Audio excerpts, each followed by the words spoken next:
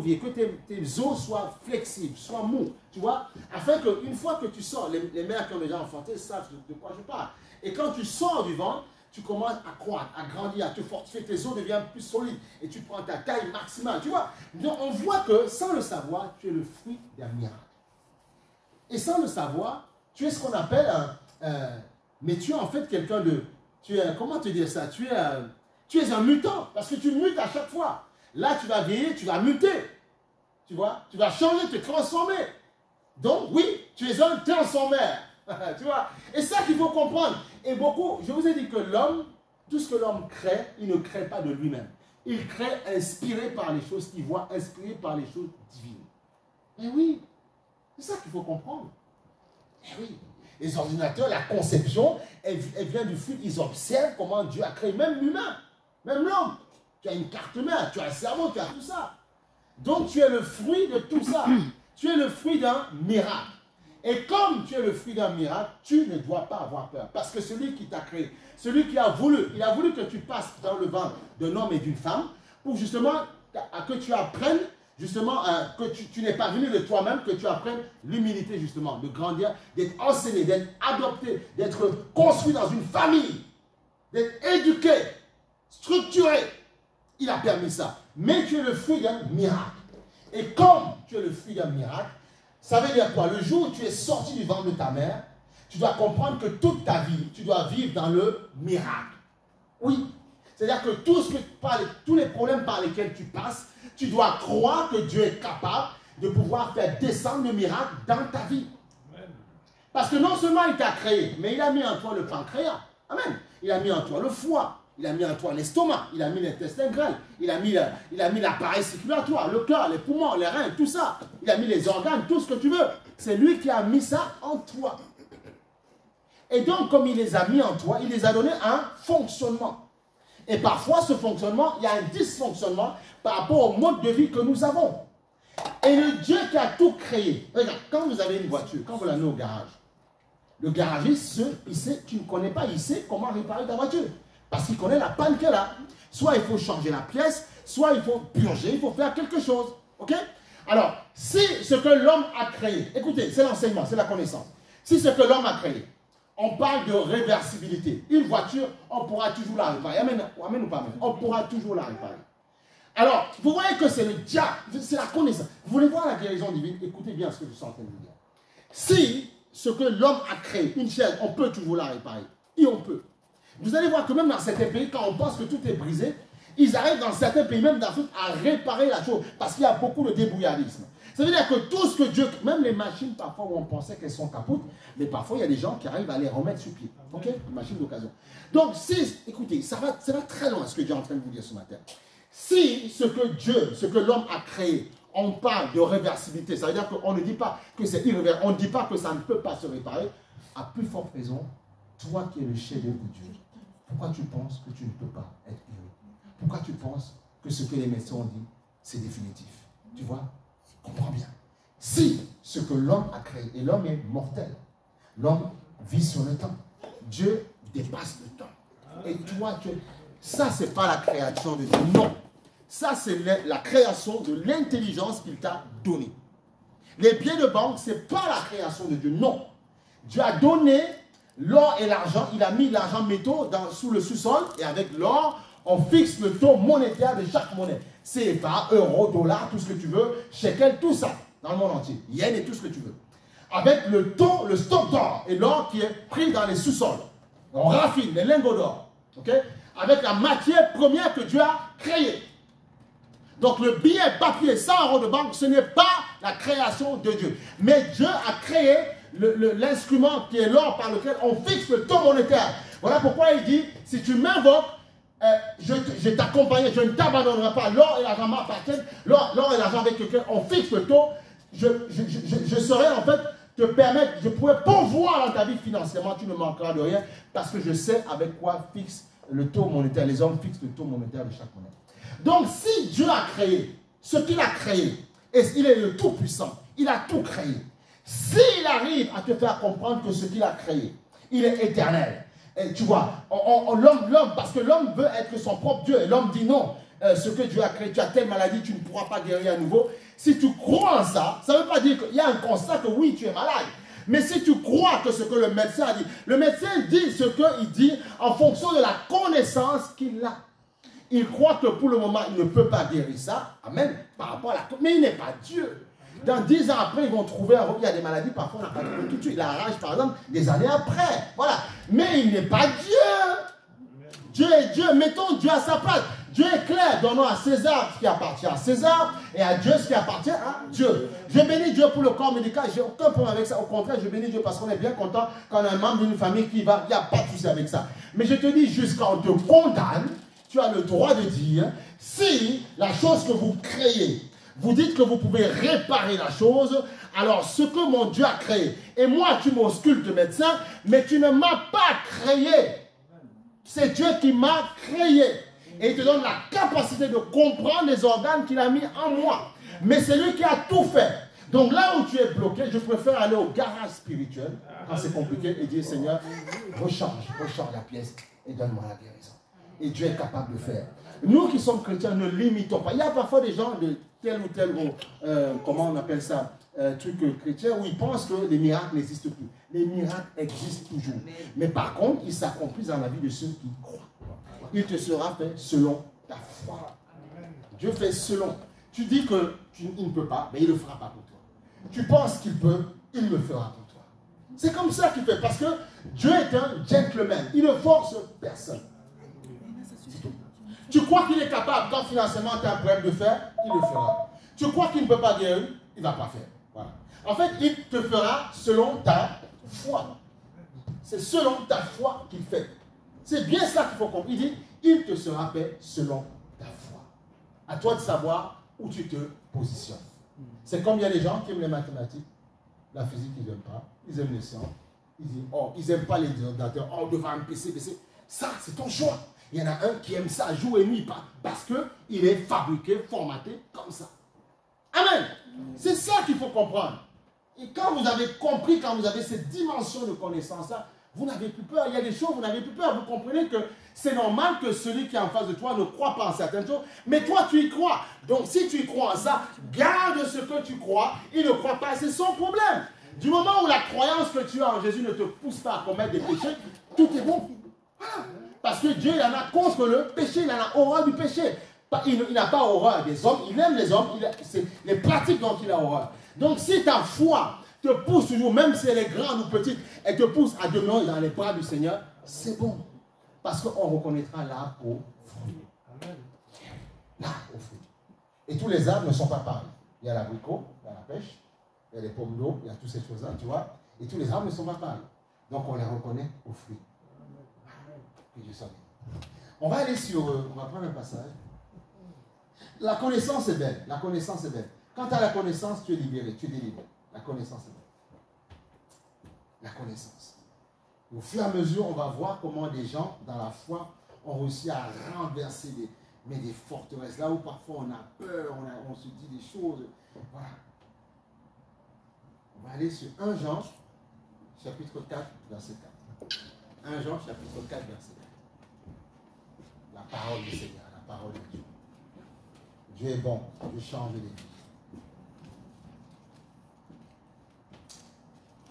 Il dit ceci, et tu dois comprendre que c'est par ça que tu peux triompher, mais il faut que tu ouvres ton cœur ce matin, que tu comprennes, que la connaissance, et tu verras que tout est possible. Tu verras que même la semaine qui arrive, tu vas voir ce que Dieu va faire dans ta vie. Dieu va provoquer quelque chose dans ta vie. Il y a les miracles, en fait, comme nous avons été, on a dit qu'on a été créé dans le miracle. Ça veut dire que tous les jours, toutes les semaines, c'est normal que tu vis le miracle. C'est pas étonnant. N'impressionne pas un frère, pas une... Non, mais c'est normal que tu vis dans le miracle. Tu es le fruit d'un miracle. Donc, s'il y a une semaine où tu ne vis pas le miracle, tu as un problème. Tout le temps, tu dois vivre le miracle. Tout le temps, tu dois vivre le miracle. Amen. Toutes les semaines, je vois les miracles. Tout le temps. Ce n'est pas forcément un miracle de guérison, non. C'est une situation que Dieu débloque. Voilà, c'est ça un miracle. Tout le temps. Donc, habitue-toi à vivre dans le miracle. Mais accepte que tu as été créé par le... Tu es un miracle. Tu es un miracle. Tu es un miracle. You are a miracle. Tu es un miracle. Il dit ceci. Vous, petits enfants, vous êtes de Dieu. Amen. vous les avez vaincus, tu vois, ceux qui sont les ténèbres, parce que celui qui est en vous est plus grand que celui qui est dans le monde. Mais ça, on te le dit, mais il faut croire que ce qu'on te dit est vrai.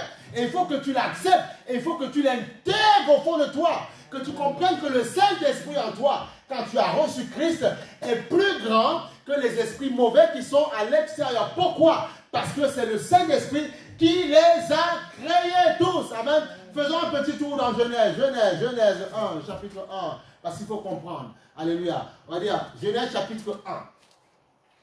Parce qu'il faut que ta foi soit impactée. Dis-moi impactation. Voilà, exactement, c'est bien. Allez, il faut qu'elle soit impactée, ta foi. Il faut qu'elle soit impactée. Tu dois produire des miracles.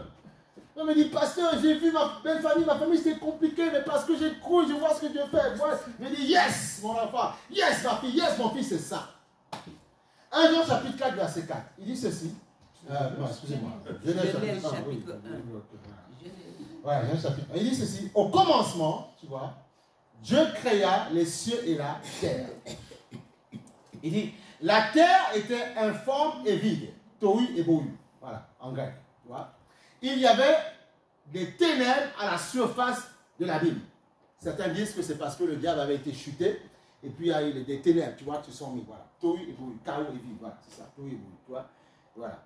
Et l'Esprit de Dieu, tu vois, on voit que l'Esprit de Dieu se mouvait au-dessus de la terre. Tu vois, au-dessus des eaux. Ok? Donc, on voit bien qu'il y a un départ, c'est vide, c'est le chaos. Mais il y a l'Esprit de Dieu. Celui dont on a dit, celui qui est en vous est plus grand que celui qui est dans le monde. Tu vois. Et c'est à cause, parce qu'il était au-dessus des eaux, Dieu dit que la lumière soit et que la lumière fut.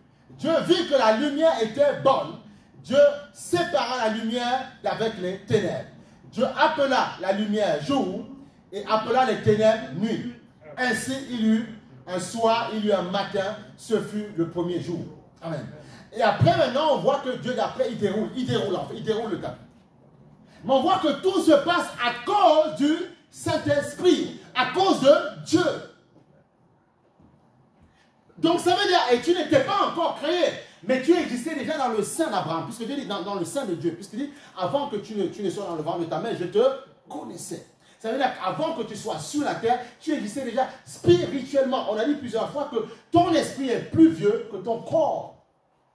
Parce que ton esprit était déjà auprès de Dieu. Tu as juste été injecté dans un corps. C'est tout. Voilà pourquoi il y a des enfants, vous les voyez parfois réfléchir, parfois, ils ont de l'avance sur d'autres personnes. Parce que ce qui est en eux boue en fait, ça boue, ça secoue en fait. Vous les voyez faire des choses dans un certain, vous ne comprenez pas. Parce que l'esprit, normalement, est plus vieux que le corps physique que nous avons.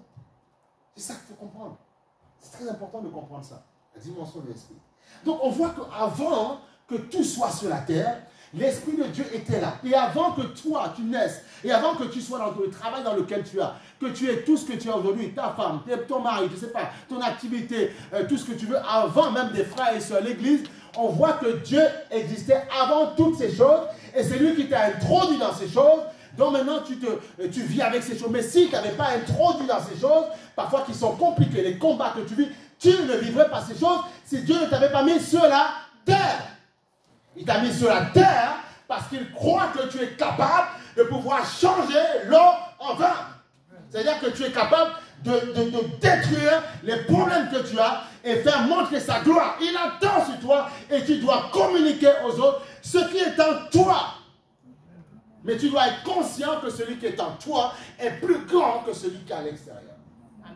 Tu dois être conscient de ça. Si tu n'es pas conscient de ça, tu vas parler loin. Ou tu auras une vie chrétienne bancale. Tu seras un religieux alors que Dieu ne t'appelle pas à la religion. Dieu veut que tu puisses t'exprimer spirituellement. Dieu veut que quand tu vis dans des combats chez toi, tu puisses ouvrir ta voix. Comme je vous ai dit, ce pasteur, le président de MCI TV, qui a dit qu'il était tellement oppressé par les combats, Michael Legault, tellement oppressé par les problèmes. Il a raconté son témoignage. Il a dit un jour, il en a eu marre, il a dit, il aimait, tellement il avait peur des gens, des foules, il préférait aller jouer avec les enfants, parce que les enfants ne nous jugeaient pas selon lui. Donc au bout d'un moment, il a craqué, il a dit, esprit des ténèbres, tu ne peux plus rien faire. Satan, tu es vaincu. Je te prends autorité, je te sens, je te détruis. il a vu la liberté. Quand sa femme lui parlait, au moins machin, tu vois, il s'offusquait sa belle famille, il ne savait même pas où se mettre, il fuyait sa belle famille des fois. Quand il y avait une famille, il ne voulait pas venir. Parce qu'il se disait qu'ils vont me juger. Ils vont me dire des paroles qui vont me piquer dans le cœur. Il se cachait. Jusqu'au jour où il a dit non, c'est bon. Il a libéré son cœur. Il a parlé. Il a dit Satan. Il a compris qu'il ne devait pas rester dans ces choses. Il a compris que c'était des oppressions sataniques. Et tu dois être conscient que parfois, la bête rôde, la Bible, elle rôde. Elle va mettre à certains le dégoût de la vie. Elle va mettre à certains le manque de foi, le manque d'assurance. Certains, tu vas voir, quand ils sont dans les entretiens de travail, ils n'ont pas d'assurance. Ils commencent à transpirer, à dégouliner, comme si on avait mis 50 degrés sur. Parce que c'est le manque de confiance qui ça déchaîne d'une manière différente. C'est comme ça. Et Dieu veut simplement que tu comprennes que ce qui t'arrive, ce n'est pas normal. Et dire non, stop, on arrête. Alors le médecin, qu'est-ce qu'il va faire? Ne comprenant pas ces choses spirituelles, il va te donner des médocs. Allez, parce qu'il ne sait pas. À moins que ce soit un médecin qui connaît les choses de l'esprit, qui est chrétien. Là, c'est autre chose. Mais s'il ne connaît pas, il va plutôt te donner le traitement qu'il te faut.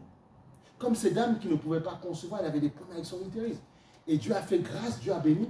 On devait même nous enlever carrément les ovaires. Et le médecin, c'était un juif, tu vois. Et elle a dit, c'est Jésus qui m'a guéri. Elle a dit, oui, mais madame, je crois. Là, vous me le dites à moi parce que je suis croyant. Mais vous le dites à d'autres personnes, mes autres confrères vont me prendre pour une folle, tu vois. Mais c'est ça, et Dieu a fait, mais c'est pas la faute, c'est que la connaissance que tu as, ils ne l'ont pas. Donc tu ne dois pas les juger.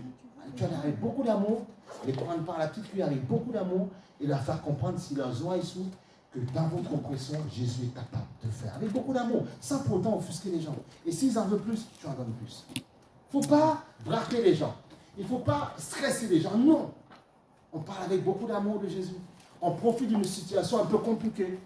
S'il passe par une chose compliquée, écoute, je ne veux pas t'embêter, je veux juste te dire que Jésus peut faire.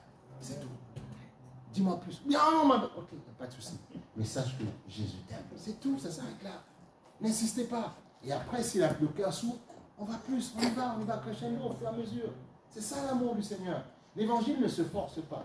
L'évangile ne s'impose pas. L'évangile, en fait, se partage. C'est tout. Amen. Il veut être sauvé, très bien. Il ne veut pas. La Bible a dit, celui qui croira sera sauvé. Qui ne croira pas sera condamné. Chacun fait ce qu'il veut. C'est un choix. On est libre. Mais sauf que celui qui a créé l'univers, qui a tout créé, tôt ou tard, là, il mettra sa table de jugement et là, il décidera. Pour le moment, il laisse chacun faire ce qu'il veut. Mais il y aura un jour où il jugera. C'est ça. Et on ne va pas l'empêcher de le faire. Ce n'est pas moi. Moi, je ne suis qu'un facteur. Amen. Voilà. C'est important de comprendre ça. Donc, vous avez vu que depuis le départ, on part du Saint-Esprit qui a tout créé. Donc, j'ai envie de vous dire, si vous êtes conscient que parce que vous êtes sur cette terre, c'est Dieu qui a voulu que vous soyez sur cette terre, si vous êtes conscient et que ce n'est pas ton père, ta mère, non. Ton père, ta mère ne sont que les instruments que Dieu a utilisés pour t'introduire sur la terre. Qui croit en ça? Et si tu es conscient de ça, et tu dois les aimer, les honorer, parce qu'ils auraient pu te mettre dans une poubelle. Ta mère t'a élevé, 9 mois, elle t'a gardé, t'a nourri. Tu dois honorer, respecter ton père et ta mère. Tu peux ne pas être d'accord avec ton père et ta mère. Parfois, il y a des gens, ils ont des moments orageux. Ça peut arriver. Mais tu dois, dans ton cœur, avoir du respect. Parce qu'un jour, quelqu'un a eu le désir que tu sois sur la terre. Inspiré par Dieu. Voilà pourquoi Dieu demande d'honorer nos parents. Voilà. Mais je peux ne pas être d'accord. Mais mon désaccord ne va pas m'empêcher à traiter mon père, ma mère de sorcier. Non. C'est très important. Il faut faire attention. Alléluia. C'est très important. C'est très important. C'est très important. Parce que Dieu dit, tu vivras longtemps en faisant ça. Donc si on revient maintenant dans 1 Jean chapitre 4 verset 4. 1 Jean chapitre 4 verset 4. Il dit, petits enfants, vous êtes des dieux. Et vous les avez vaincus parce que celui qui est en vous est plus grand que celui qui est dans le monde. Mais tu dois être conscient que celui qui est dans le monde... attendez, il faut qu'on l'explique ça, tu vois. Eux, ils sont du monde. C'est pourquoi ils parlent d'après le monde, tu comprends? Et le monde les écoute, c'est normal. Donc on ne juge pas. Ouais, mais sale pécheur, ouais, tu iras en enfer. Non, non, non, non. On les aime. Ne faites pas comme ceux qui disent non, non. Eh bien, on ne doit jamais, dans mon numéro de téléphone, je ne dois pas avoir le numéro de téléphone de ceux qui ne croient pas en Dieu. Si, tu dois avoir. Mais si sont de bonnes connaissances. Parce que tu dois les appeler parfois pour leur parler un peu de Jésus et parfois pour les amener à l'église. Donc il faut que tu aies la contact. Ne faites pas comme ceux qui disent non, non, non, mais non, non, eux ils sont ça. Non, il faut que tu ailles leur parler. Il faut y aller. Il faut aller dans le champ. Au travail, c'est ton champ, par exemple. Tu dois leur parler de Jésus. Parce que toi et moi, nous étions dans cette boue-là. On était dedans, en fait. Voilà. Même si tu dis, oui, mais moi, je suis né, je ne suis pas né dans la boue, je suis né, mes parents étaient chrétiens. Oui, mais tu es sorti de leurs entrailles. Et dans leurs entrailles, ils étaient dans le péché. Donc, tu es né dans le péché. Voilà, tu vois, c'est ça. Voilà, si on commence à faire la corrélation, tu vois le lien avec toutes ces choses-là. Alléluia, c'est important de comprendre ces choses-là. Donc, tu vois, il dit, eux, ils sont du monde. Et c'est pourquoi ils parlent d'après le monde. Et le monde les écoute.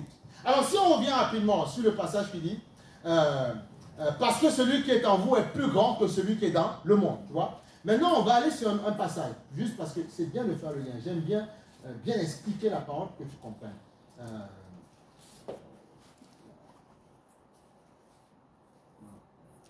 On va aller sur 1 Jean chapitre 5 verset 19. 1 Jean chapitre 5 verset 19.